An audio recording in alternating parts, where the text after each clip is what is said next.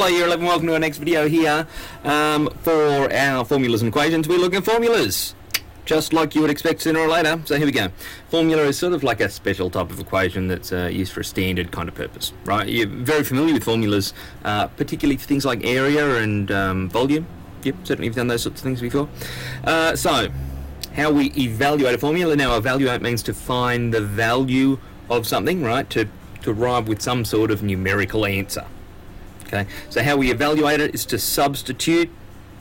Right, that means to replace one thing with another. We're going to replace some pronumeral, some sort of letter, in the formula with some number, hopefully. We put those in, we apply our orders of operation, multiplying, dividing, subtracting, adding, whatever else, and we hopefully arrive with an answer.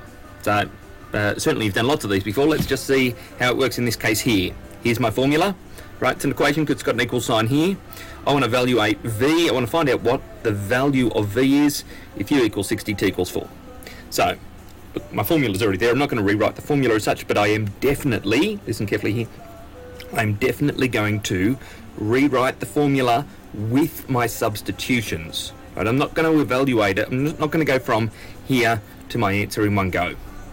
Okay, the reason I stress this is markers frequently look to see that you have correctly substituted.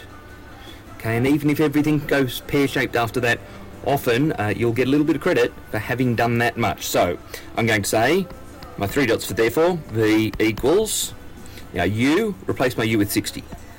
60 minus 10 by T, 10 by 4. Okay, so I'm always going to do that step there. The formula with the substitutions. Now I evaluate this, I know that multiplication comes before addition or subtraction. So 10 times 4 is 40, 60 minus 40 equals 20, and I'm more than happy for you to do that in one step. Therefore V equals 20. That's evaluated. See, I now know that V is equivalent to some sort of number here. Rightio? That's it. You know what? That's it. Not I was going to say rocket science, but maybe it is. Not terribly difficult.